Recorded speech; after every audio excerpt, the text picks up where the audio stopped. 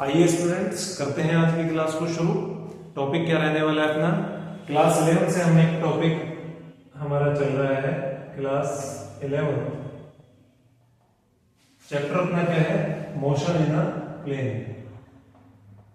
Motion in a plane, ठीक है। अच्छा, इसके अंदर लास्ट क्लास में हमने एक टॉपिक को डिस्कस किया जो क्या था अपना? Displacement vector. Displacement vector last class से अपना टॉपिक था क्या? अपना फॉर्मूला ड्राइव होकर के आया था, A B vector is equal to x2 minus x1 I cap plus y2 minus y1 J cap, ठीक है। इस तरह का कुछ फॉर्मूला हमको मिला था, इसको हमने इस तरह से भी रिप्रेजेंट किया था, r2 vector minus r1 vector, final position vector minus initial position vector, ठीक है। उसी पोजीशन वेक्टर के कोऑर्डिनेट्स लिख करके x एक्सिस और y एक्सिस में हमारे पास में ये फॉर्मूला आया था x2 minus x1 I cap, ठीक। चलो, इतना डिस्कस करने के बाद में आज जो हम आगे करने वाले हैं वो क्या रहेगा? देखिए, आज हम बात करेंगे आपके वेलोसिटी वेक्टर की। वेलोसिटी वेक्टर, और यहां पर हम लोग इस केस में अभी के लिए वेलोसिटी क्या लेकर के चलने वाले हैं? कांस्टेंट। क्या लेकर के चलने वाले हैं? कांस्टेंट वेलोसिटी लेकर के चलेंगे। क्लियर होगी बात? चलिए, सो वेलोसिटी वेक्टर आप लोगों को बड़े अच्छे से पता है क्या होता है? Displacement divided by time taken, या फिर चेंज इन टाइम, ठीक है। Time taken. डिस्प्लेसमेंट अपना क्या था? ये हमारे पास डिस्प्लेसमेंट ही था। ए बी वेक्टर अपना क्या था? डिस्प्लेसमेंट था, ठीक है। तो r2 vector minus r1 vector divided by, और टाइम आपको ध्यान होगा कि जब ऑब्जेक्ट अपना पोजीशन ए पर था, पॉइंट ए पर था, तो अपना टाइम क्या था? t1, और वहां से डिस्प्लेस होकर के जब वो एक नए पॉइंट पर, एक नई पोजीशन पर पहुंचा, बी पोजीशन पर, तो वहां पर टाइम क्या था? t2। तो अपना टाइम टेकन या फिर डेल्टा टी, मतलब चेंज इन टाइम कैसे मिलेगा हमको? t2 माइनस t1, मतलब कि final time minus initial time, v vector, ठीक। चलो, अब इसको आगे लिखते हैं। ये क्या हो गया अपना? r2 vector is equal to r1 vector plus v vector t2 minus t1, ठीक है ना? ठीक है, क्लियर हो गया? या फिर चलो थोड़ा सा और आपके लिए स्टेप्स को स्किप नहीं करते हैं, सारे स्टेप्स को फॉलो करते हैं। चलो, क्या है अपना? r2 vector minus r1 vector is equal to v vector t2 minus t1, ठीक है। इधर ला करके t2 माइनस t1 हमने मल्टीप्लाई कर दिया। चलो, अब ये क्या हो जाएगा हमारा? ये क्या हो जाएगा? r2 vector equal to r1 vector plus v vector t2 minus t1, ठीक। कोई स्टेप मैंने यहाँ पर स्किप नहीं किया है, तो मुझे ब्लेम मत करना, अच्छे से सीखना, ठीक है। चलिए, अब कुछ इस तरह की सिचुएशन थी हमारे पास में, क्या आ गया? वेलोसिटी वेक्टर आ गया, displacement divided by time taken, ठीक है। एक इक्वेशन वहां से हमारे पास में आ गई, इसको हम बोल देते हैं इक्वेशन नंबर 1। आज की क्लास के लिए ये इक्वेशन नंबर हमारी क्या है? 1 है, ठीक। अब ऐसा सपोज, ऐसा सपोज कर लेते हैं, लेट अस सपोज, ऐसा मान लेते हैं, the at time t, let us suppose at time t equal to 0, the position vector, नहीं पोजीशन वेक्टर नहीं, पहले बताएंगे कि किस पॉइंट पर है, ठीक है। Let us suppose at time t equal to 0, the object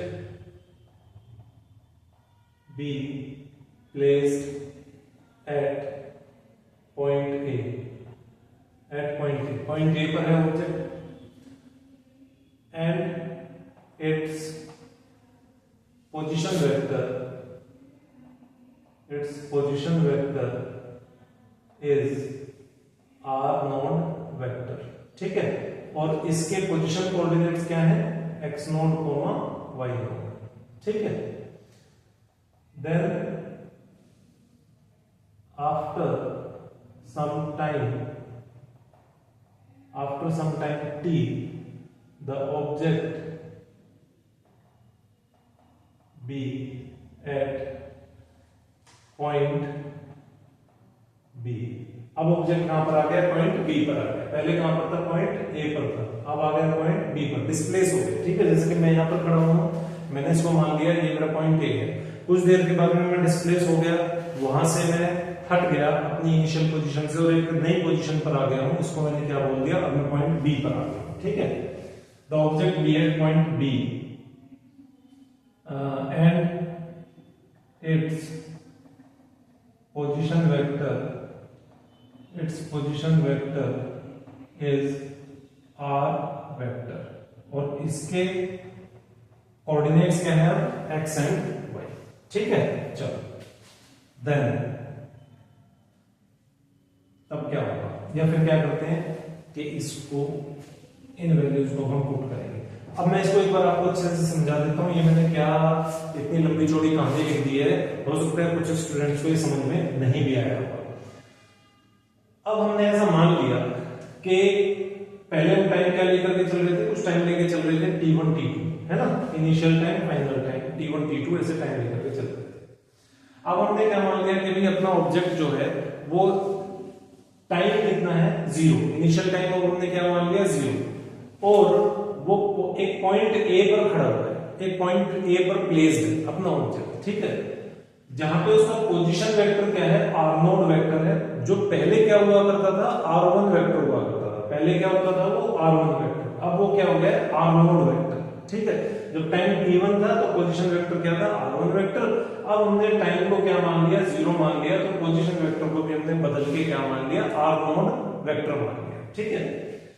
अब उसके पोजीशन कोऑर्डिनेट्स भी बदलेंगे ऑब्वियसली, ठीक है, अब उसके पोजीशन कोऑर्डिनेट भी बदलेंगे, तो वो पोजीशन कोऑर्डिनेट अपने क्या हो गए, x0, y0, जो पहले क्या हुआ करते थे, x1 और y1, पहले क्या हुआ करते थे, x1 और y1, ठीक, मतलब कि x और y एक्सिस में पोजीशन कोऑर्डिनेट पहले क्या थे, x1 y1, अभी क्या हो गए, x0 y0, ठीक है। इनिशियल सिचुएशन ये, कुछ देर के बाद में, कितनी देर के बाद में, t टाइम के बाद में, कुछ टाइम हो गया, t टाइम हो गया, अब वो कुछ भी हो सकता है, व्हाटएवर A to Z, तो वो टाइम हो गया, उस टाइम, कुछ टाइम बीतने के बाद में अब ऑब्जेक्ट अपनी पोजीशन से डिस्प्लेस होकर के एक नए पॉइंट B पॉइंट पर पहुंच चुका था, वहां पर उसका पोजीशन वेक्टर क्या था, r वेक्टर था, जो पहले क्या हुआ करता था, पहले वो r2 वेक्टर से हम उसको रिप्रेजेंट करते थे, अब वो क्या हो गया, r वेक्टर हो गया, और उसके भी पोजीशन कोऑर्डिनेट्स क्या हो गए, बदल गए, x, y हो गए, जो कि पहले क्या हुआ करते थे, x2 और y2 हुआ करते थे, ठीक है ना। तो कुछ थोड़े से सिचुएशनल चेंजेस हैं, उनको लेकर के, उनको इमेजिन करके, सपोज करके, उनको हम आगे अब बढ़ेंगे और क्या करेंगे, put these values in equation 1, in values को उठा करके हम 1 में रखेंगे, या कह सकते हैं कि भाई उनको हम रिप्लेस कर देते हैं, r2 वेक्टर की जगह r वेक्टर डाल देते हैं, r1 वेक्टर की जगह r0 वेक्टर डाल देते हैं, इस तरह से हम यहां से इक्वेशन 1 से कुछ चीजों को निकाल देते हैं, रिप्लेस कर देते हैं उन्हें कुछ नई चीजों के साथ। तो ये क्या हो गया, put these values in equation 1, मैं इक्वेशन 1 को फिर से लिख रहा हूं, r2 vector is equal to r1 vector plus v vector t2 minus t1। r2 vector मेरा क्या हो गया, ये अपना क्या था, ये अपने b पॉइंट के लिए पोजीशन वेक्टर था, तो ये क्या हो गया, r वेक्टर हो गया, r1 वेक्टर क्या हो गया, r0 वेक्टर हो गया, इससे रिप्लेस कर दिया, प्लस v वेक्टर, वेलोसिटी तो वही है, t2 मेरा क्या हो गया, t हो गया, और t1 मेरा क्या हो गया, 0 हो गया, ठीक है। तो मेरे पास में एक नई इक्वेशन आ गई, और वो क्या है, प्लस v वेक्टर t, क्या आ गई, r vector equal to r0 vector plus v vector t। Clear हो गई यहां तक बात। अब यहां से हम आगे बढ़े, चलिए शुरू करते हैं और आगे बढ़ते हैं। इसको मैं रख करता हूं, चलिए ये रब हो गया है, और अब हम आगे बढ़ सकते हैं, ठीक है ना। चलो यहां से आगे बढ़ेंगे। अच्छा, इसको हम बोल देते हैं अपना सेकंड इक्वेशन। ठीक, चलो अब अपने पास में रेक्टेंगुलर कंपोनेंट्स हैं, रेक्टेंगुलर कंपोनेंट्स हैं। देखो बहुत ध्यान से समझना, कोई मुश्किल चीज नहीं है, ध्यान से समझोगे तो बड़े मजे से समझ में आएगी। ठीक है, बहुत इजी डेरिवेशन है, बहुत आराम से होगी और इसके जो रिजल्ट्स आएंगे वो हमारे लिए बहुत इंपॉर्टेंट होंगे। मोशन इन द प्लेन के अंदर प्रोजेक्टाइल वगैरह जब हम पढ़ेंगे सब जगह हमारे लिए बहुत ज्यादा हेल्पफुल होंगे। तो रेक्टेंगुलर कंपोनेंट्स किसके?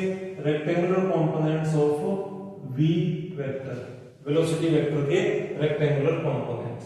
तो भाई क्या है हमारे पास में इसके रेक्टेंगुलर कंपोनेंट? एक तो x एक्सिस में है तो क्या है vx, और एक y एक्सिस में है वो क्या है vy। एक x एक्सिस में है और एक y एक्सिस में है vx एंड vy। ठीक है, तो इनको हम किस तरह से लिखेंगे? v vector is equal to, मतलब कि जो अपना वेलोसिटी वेक्टर है वो किस किस से मिलके बना हुआ है? वो दो कंपोनेंट से मिलके बना हुआ है, vx से और vy से, वो उसके कंपोनेंट्स। ठीक है, उन दोनों से मिलकर के ये बना हुआ है। जैसे कि ये पेन है, इसके कुछ कंपोनेंट्स है ना, एक कैप है, प्लास्टिक की बॉडी है, इसके अंदर एक रिफिल है, वो ये इसका निब है, तो ये सारे इसके कंपोनेंट्स हैं, इनसे मिलकर के पेन बनता है। तो उसी तरह से वेलोसिटी वेक्टर क्या है? अपने दो रेक्टेंगुलर कंपोनेंट से मिलकर के बना हुआ है, vx एंड vy। vx कौन सा कंपोनेंट है? जो x एक्सिस के अराउंड है, और vy कौन सा कंपोनेंट है? जो कि y एक्सिस के अराउंड है। ठीक है, चलिए तो v वेक्टर क्या हो गया? v वेक्टर हो गया vx प्लस vy। भाई मैं इसको अलग अलग लिख रहा हूं धीरे धीरे करके आपको, ताकि समझ में आ जाए, लेकिन इस तरह से हमें लिखने की जरूरत नहीं होती है। जब हमें समझ आ चुका होता है तो फिर अलग अलग करके लिखने की जरूरत नहीं होती। किसको अलग अलग करके? मैग्नीट्यूड को और डायरेक्शन को हम एक ही साथ लिख सकते हैं। लेकिन अभी नई नई चीजें आप लोग सीख रहे हैं तो इसलिए मैं इसको बार बार सेपरेट आउट करके लिख देता हूँ। तो v वेक्टर मतलब ये v क्या है? वेलोसिटी क्या है? वेक्टर क्वांटिटी, और वेक्टर क्वांटिटी माने क्या? Magnitude plus direction. तो मैग्नीट्यूड तो हमने बता दिया, x एक्सिस में कितना मैग्नीट्यूड है? vx, लेकिन इसकी डायरेक्शन भी तो बताएंगे ना, तो क्या है? i cap. ऐसे ही y एक्सिस में कितना मैग्नीट्यूड है? vy, बट डायरेक्शन क्या है y एक्सिस में? j cap. तो vx i cap plus vy j cap. ठीक है, चलो अच्छा, इसका मैग्नीट्यूड क्या होगा? इसका मैग्नीट्यूड होगा अपना vx square plus vy square. ये इसका क्या होगा? हमें मैग्नीट्यूड मिल जाएगा इस तरह से। अच्छा जी, अब उसी तरह से r वेक्टर, इसके भी तो पोजीशन कोऑर्डिनेट होंगे ना, x एक्सिस और r वेक्टर के भी तो होंगे भाई पोजीशन कोऑर्डिनेट। कहां पर? x एक्सिस में और y एक्सिस में। तो क्या होंगे? ये हमने लिखे हुए थे ना यहाँ पर, ये x एक्सिस में xi cap plus y axis में yj कैप। ऐसे ही r नोड वेक्टर के भी तो होंगे, बिल्कुल होंगे, x node i cap plus y node j cap. ठीक है, आगे समझ में आ गया? क्लियर होगी बात? चलो अब इन सारे वैल्यूज को हम रिप्लेस कर देंगे यहाँ पर इक्वेशन 2 के अंदर। जो वैल्यूज हैं उनको निकाल करके और ये वैल्यूज वहां पर डाल देंगे। ठीक है, रिप्लेस कर देंगे। चलो तो पुट दीज वैल्यूज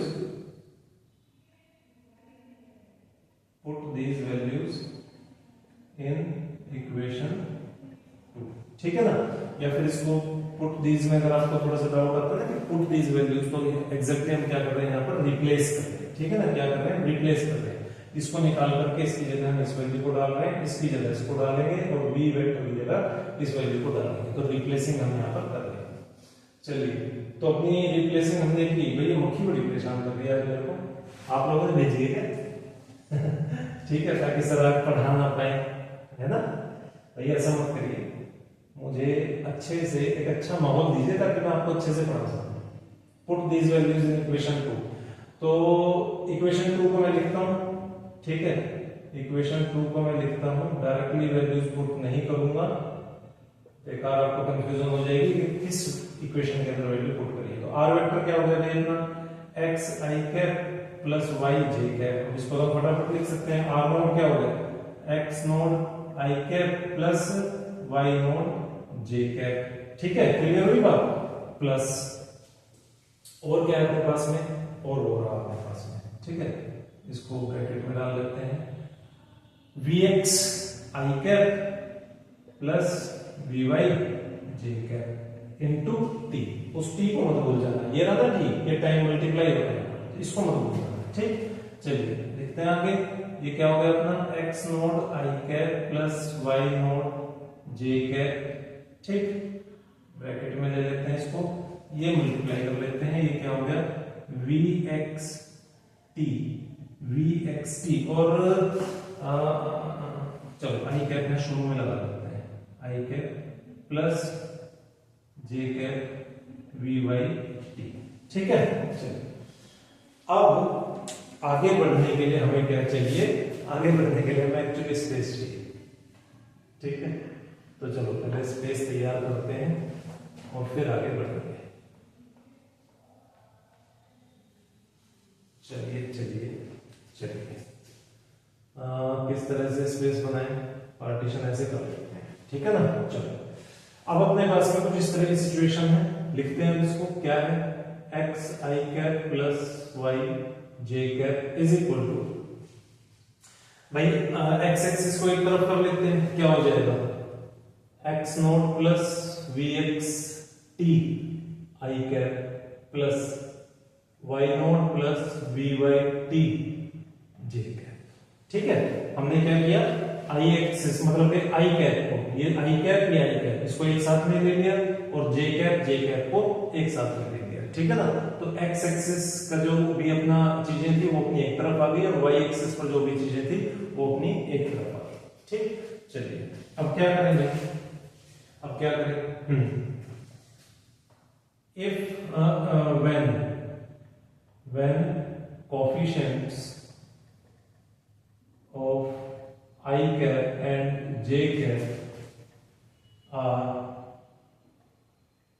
सेम या फिर are equal separately on both sides,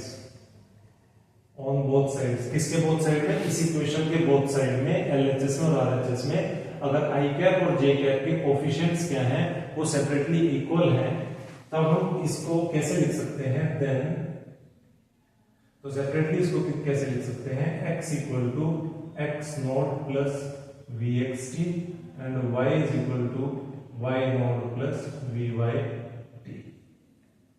ये हमारे पास में आ गया फुल एंड फाइनल रिजल्ट। हमारे पास में दो इक्वेशंस बन करके आ गई, किसके लिए, पोजीशन के लिए। 2D मोशन के अंदर मतलब कि मोशन इन एप्लीकेबल दिख रही है ना आपको, मैं झूठ नहीं बोल रहा हूँ, सच में एक मक्खी है यहाँ पर, आप लोगों ने भेजी है, परेशान कर रही है। x is equal to x naught plus VXT, y is equal to y naught plus VYT। ये क्या है, ये पोजीशन के लिए, पोजीशन किसकी, किसी एक ऑब्जेक्ट की, किसी एक पार्टिकल की जो कि एक प्लेन के अंदर मोशन कर रहा है, मोशन इन अ प्लेन मतलब कि 2D मोशन की बात कर रहे हैं हम यहाँ पर। वहां पर x एक्सिस पर उसकी पोजीशन और y एक्सिस पर उसकी पोजीशन के लिए हमारे पास में क्या आ गई हैं, दो इक्वेशंस आ गई हैं। x एक्सिस पर क्या है x naught plus VXT, y पर क्या है y नॉट प्लस VYT, ठीक है।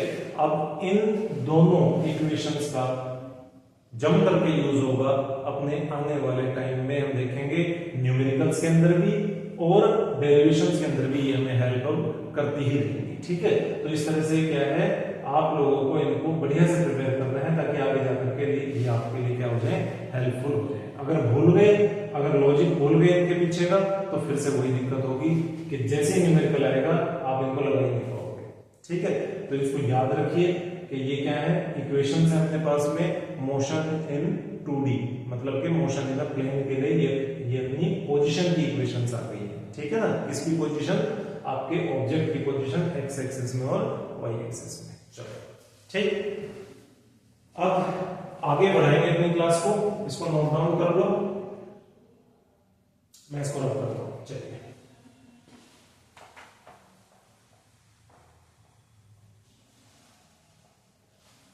अब अपने पास में कुछ रिजल्ट्स बनते हुए आ रहे हैं। अगर सभी क्लासेस को हम एक साथ में उनके रिजल्ट्स को कंपाइल करेंगे तो बड़े अच्छे रिजल्ट्स हमारे पास में बन के आ रहे हैं। चलिए आगे बढ़ते हैं और फिर लास्ट में उनको देखेंगे एक साथ। अब हम बात करेंगे किसकी, एक्सेलरेशन की। एक्सेलरेशन, ठीक है, किसकी बात कर रहे हैं यहाँ पर, एक्सेलरेशन की। अच्छा, अब एक्सेलरेशन है तो ऑब्वियसली वेलोसिटी क्या होगी, वेलोसिटी में कुछ चेंजेस आएंगे विद टाइम, आएंगे कि नहीं आएंगे, बिल्कुल आएंगे सर, बिल्कुल आएंगे। तो यहां पर हम क्या लिख देते हैं, पहले ही मेंशन कर देते हैं वेलोसिटी ऐसा क्यों लिखवा रहा हूँ? इसलिए लिखवा रहा हूँ क्योंकि अभी जिस केस में से हम निकल करके आए हैं उस केस के अंदर वेलोसिटी क्या थी? कांस्टेंट थी, लेकिन अभी वेलोसिटी क्या है? चेंज हो रही है। तभी तो हम एक्सेलरेशन को पढ़ना शुरू कर रहे हैं भाई, तभी तो एक्सेलरेशन को पढ़ रहे हो ना आप, क्योंकि आपकी यहाँ पर वेलोसिटी चेंज हो रही है। अगर वेलोसिटी चेंज ही नहीं हो रही होती, कांस्टेंट होती, तो एक्सेलरेशन थोड़ी होता।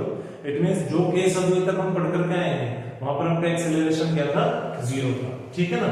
चलिए इधर देखिए, अब इधर देखिए, मान लीजिए आपके पास में एक ऑब्जेक्ट है, आपके पास में एक ऑब्जेक्ट है जो कि ओरिजिन से ए पॉइंट पर और फिर बी पॉइंट पर चला जाता है, डिस्प्लेस हो जाता है। ठीक है ना? ये उसका क्या है? ये उसका पोजीशन वेक्टर है, A B vector, A B vector. ये अपना वाई एक्सिस, ये अपना एक्स एक्सिस। ये पोजीशन वेक्टर जब वो ए पॉइंट पर है और ये पोजीशन वेक्टर जब वो बी पॉइंट पर है। ठीक है? ये सारी चीजें क्लियर हो गई। अब यहां पर क्या है? सिचुएशन कुछ इस तरह की है कि आपका जो टाइम है उस टाइम को भी देख लेते हैं, टाइम को भी देख लेते हैं। टाइम क्या है? At time t1 and t2 the object be at positions A and B respectively। ठीक है ना? क्या समझ में आया कि टाइम क्या है अपना? t1 t2। t1 टाइम पर वो पोजीशन A पर है, पॉइंट A पर है, और फिर टाइम जब t2 हो गया है तो वो कहां पर है? आपका पोजीशन B के ऊपर प्रेजेंट है, मतलब कि डिस्प्लेसमेंट ऑब्वियसली उसके अंदर हुआ है। तो ये हमारे पास क्या है? टाइम है t1 एंड t2। ठीक है? और वेलोसिटी हमारी बदल रही है। अब वेलोसिटी हमारी बदल रही है तो इट मींस हमारे पास की कुछ इनिशियल वेलोसिटी है। जब टाइम t1 है तो वेलोसिटी क्या है? v1 है। ठीक? At time t1। और v2 है, v2 कब है? At time t2। ठीक है? जब t1 टाइम है तो वेलोसिटी क्या है? v1, और जब t2 टाइम है तो वेलोसिटी क्या है? v2। इट मींस वेलोसिटी क्या है? आपकी कांस्टेंट नहीं है, पक्का कांस्टेंट नहीं है, वो 110% क्या हो रही है? चेंज हो रही है। और अगर वो चेंज हो रही है तो इट मींस क्या है? एक्सेलरेशन आपका देखने को मिलेगा। ठीक है? और भाई एक्सेलरेशन अगर देखने को मिलेगा तो एक्सेलरेशन के लिए इक्वेशन भी ड्राइव करनी पड़ेगी। और जैसा कि हमको पता है कि ये 1D मोशन नहीं है। क्या नहीं है? 1D मोशन नहीं है। मतलब कि यहां पर कोई आपकी इस तरह की इक्वेशन नहीं आ जाएगी कि v is equal to u plus a t, इस तरह से नहीं आएगी। डेरिवेशन जब आप करेंगे तो आपका दोनों एक्सिस में, एक्स एक्सिस और वाई एक्सिस में क्या होगा? आपका कुछ ना कुछ एक्सेलरेशन का कंपोनेंट, रेक्टेंगुलर कंपोनेंट होगा। तो ऑब्वियसली कुछ डिफरेंट टाइप के रिजल्ट्स हमें यहाँ पर मिलने वाले हैं जो कि 1D मोशन के जैसे नहीं दिखते हैं, बट उनका जो बेस है, जो उनका फंडामेंटल है, वो वहीं से निकल करके आया है, हमारी उसी नॉलेज से निकल करके आया है जो कि 1D मोशन के अंदर हम पढ़ के आए थे, एक्सेलरेशन। ठीक है? चलिए देखते हैं कैसे। अच्छा, तो वेलोसिटी बदल रही है, ठीक है। v1 वेलोसिटी है t1 टाइम पर, v2 t2 टाइम पर, और t1 टाइम पर ऑब्जेक्ट a पोजीशन पर है, t2 टाइम पर ऑब्जेक्ट कहां पर है? b पोजीशन पर है। ठीक है? तो अब इसका एक्सेलरेशन क्या होगा? a vector is equal to change in velocity, हमें पता है क्या होता है? Change in velocity divided by time taken, मतलब कि delta t, delta v by delta t। चलो, तो a वेक्टर हमारा क्या हो गया? चेंज इन वेलोसिटी, मतलब कि v2 vector minus v1 vector divided by t2 minus t1। ठीक है? तो ये अपने पास में क्या आ गया? v2 vector minus v1 vector is equal to a vector t2 minus t1, और v2 वेक्टर क्या हो गया अपना? v1 vector plus a vector t2 minus t1। Clear होगा? बिल्कुल इसी तरह से अभी हम डिराइव करके भी आए हैं। एक डेरिवेशन इससे पहले जो हमने देखी थी पोजीशन के लिए, उसके अंदर हम बिल्कुल कुछ इसी तरह से डेरिवेशन के स्टेप्स थे हमारे। वो यहाँ पर आपका क्या था? यहाँ पर आपकी पोजीशंस थी, याद आया? यहाँ पर आपकी पोजीशन वेक्टर्स थे, r2 vector minus r1 vector, acceleration की जगह वेलोसिटी थी, और टाइम अपना बिल्कुल ऐसे ही था, t2 माइनस t1। तो कुछ नया नहीं करते हम, बार बार जस्ट क्या करते हैं? रिपीटिशंस करते हैं। ये सबसे अच्छी बात है। जब स्टूडेंट इस चीज को समझने लगता है that physics is nothing, it is just repetition of the same rules, of the same logics. हम जस्ट सेम चीजों को क्या है रिपीट कर रहे हैं डिफरेंट कॉन्टेक्स्ट के अंदर। कभी एक्सेलरेशन की टर्म्स में उसको रिस्पेक्ट में उसको देख रहे हैं, कभी वेलोसिटी के रिस्पेक्ट में, कभी पोजीशन के रिस्पेक्ट में, लेकिन कर तो वो सेम ही काम रहे हैं ना। काम अपना काम को करने का तरीका नहीं बदल रहा है, समझे। तो जब अगर कोई स्टूडेंट इस चीज को समझ लेता है, पहचान लेता है, तो तब वो फिजिक्स से ढूंढना क्या है बंद कर देता है, ठीक है ना। तो आपको भी इस चीज को समझना है कि इट इज जस्ट रिपीटिशन, कुछ नया नहीं सीख रहे हो। चलो, सो v2 वेक्टर दिस व्हाटएवर, ये हमारा हो गया। अच्छा, अब क्या है, इसको मैं मान लेता हूं ये है मेरी इक्वेशन 1। और अब कुछ सपोज करते हैं यहां पर, लेट्स सपोज, बिल्कुल उसी तरह से लेट्स सपोज, क्या सपोज करें सर, जैसे कि वहां पर सपोज किया था बिल्कुल ऐसे ही करें क्या भाई, बिल्कुल ऐसे ही करो, ठीक है। लेट्स सपोज कुछ एक नई सिचुएशंस को इमेजिन करो। Let's suppose at time t equal to 0 the initial velocity of object is u।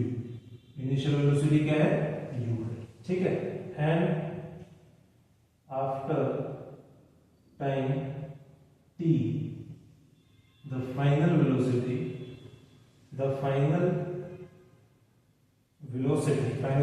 क्या is v, ठीक है।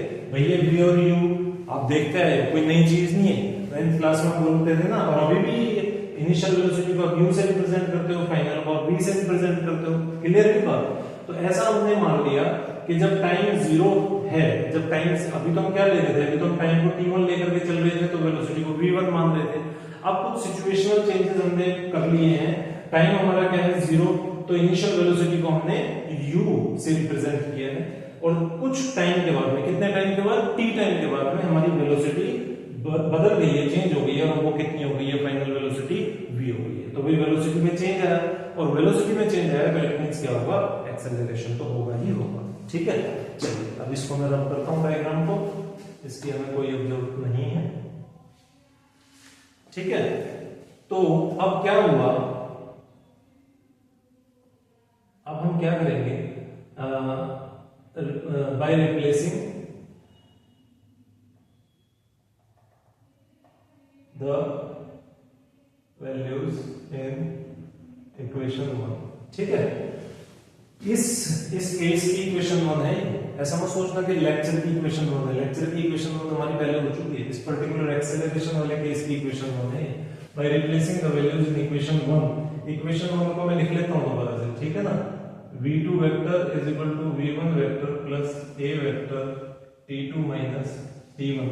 इसके अंदर हम ये चेंजेस करते हैं। फाइनल वेलोसिटी हमारी क्या होगी, v वेक्टर, इनिशियल क्या होगी, u vector plus a vector, t2 हमारा क्या हो गया t, t1 क्या हो गया 0। तो क्या ये हमारे पास में एक जानी पहचानी इक्वेशन नहीं आ गई, बताओ भाई। यही तो हुआ करती थी अपनी 9th क्लास में, हम यही तो, और 1D मोशन के अंदर हम इसी की तो बात करते थे, v is equal to u plus at, first equation of motion. तो कुछ नया थोड़ी सीखा, वही तो है, फर्स्ट इक्वेशन ऑफ मोशन को जो ड्राइव किया है। लेकिन अभी हमें थोड़ा सा आगे बढ़ना पड़ेगा, क्यों, यहाँ पर नहीं रुकना, खुश मत होना, यहाँ पर नहीं रुक रहे हैं हम, अभी थोड़ा सा ट्विस्ट और बचा हुआ है। क्या बचा हुआ है, अभी थोड़ी देर पहले मैं क्या बोल रहा था कि ये 1D मोशन नहीं है, 2D मोशन है। मतलब कि जो एक्सेलरेशन और वेलोसिटी के क्या होंगे, रेक्टेंगुलर कंपोनेंट्स होंगे। मतलब कि एक्स एक्सिस और वाई एक्सिस में दोनों एक्सिस में कंपोनेंट्स होंगे, किसके, वेलोसिटी के और एक्सेलरेशन के। Is it clear. तो अभी हमें थोड़ा सा और आगे बढ़ना है, क्योंकि ये बात किसकी हो रही है, 2D मोशन की हो रही है, ठीक है। मैं यहाँ पर भी लिख भी देता हूं, कभी आप लोग इससे कंफ्यूज ना हो जाओ। चलिए, तो रेक्टेंगुलर कंपोनेंट्स क्या है, रेक्टेंगुलर कंपोनेंट्स देखते हैं, v के देखते हैं, x एक्सिस में भी इसका कंपोनेंट होगा, y एक्सिस में भी होगा, क्लियर, बिल्कुल होगा। क्या होगा, vx i cap plus vy j cap, ठीक है। होगा कि नहीं होगा, अरे बिल्कुल होगा, ठीक है। और इसी तरह से इसका मैग्नीट्यूड क्या होगा, under root v x square plus v y square, ठीक है। अच्छा जी, अब यू की बात करते हैं। यू को भी छोड़ना नहीं है, भूलना नहीं है।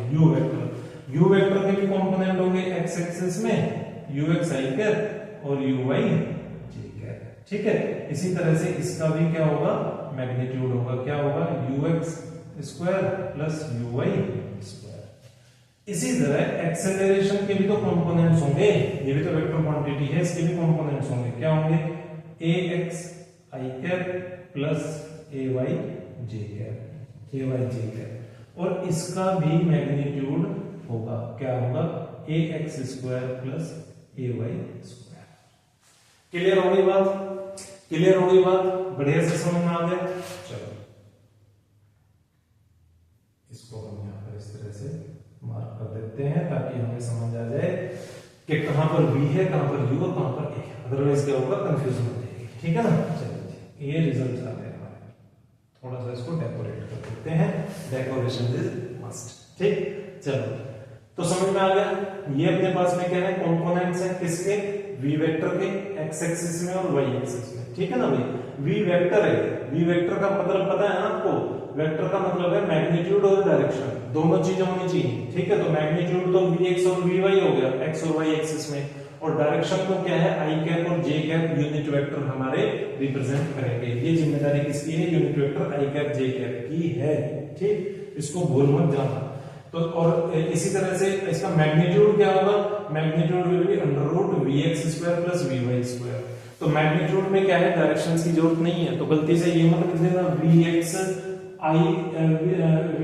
Square i cap v y square i j cap, ये मत लिख देना, ठीक है, क्योंकि वहां पर किसकी जरूरत नहीं है, हमें डायरेक्शन की जरूरत नहीं है। We are now talking about magnitude only, we are not discussing about your vector, we are discussing about your magnitude only, ठीक है। तो क्लियर हो गया, v का, u का और a का, तीनों के केस हमें यहां पर क्लियर है। चलो अब आगे बढ़ते हैं और आगे की बात शुरू करते हैं।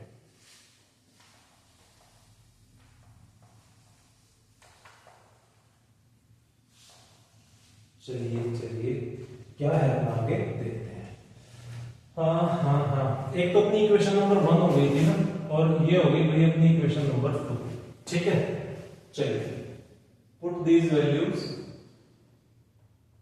in equation 2, equation 2। अब इक्वेशन 2 क्या है, पहले इसको लिख लेते हैं, v vector is equal to u vector plus a vector into t। कई स्टूडेंट्स को तो बढ़िया से समझ में आ गया होगा, ठीक है, बल्कि मैं तो कहूंगा सबको आ गया होगा। भाई मैंने पूरी कोशिश की है, पूरी मेहनत की है, ऐसा मत पानी फेर देना कि सर हमें तो समझ ही नहीं आ रहा है। पक्का समझ में आ रहा होगा, मुझे यहाँ पर खड़े होकर के पढ़ाते हुए पूरा विश्वास है आप लोगों के ऊपर भी और अपने ऊपर भी, ठीक है। तो v वेक्टर क्या हो गया अपना, v वेक्टर को लिख लेते हैं v x i cap plus v y j cap. u vector कितना है, u x i cap u y j cap, इसको ब्रैकेट में डाल लेते हैं, प्लस a वेक्टर अपना क्या है, a x i cap a y j cap into t। होगी बात यहां तक खत्म, इक्वल। आगे बढ़ते हैं, ये अपने पास में क्या है, u x i cap plus u y j cap plus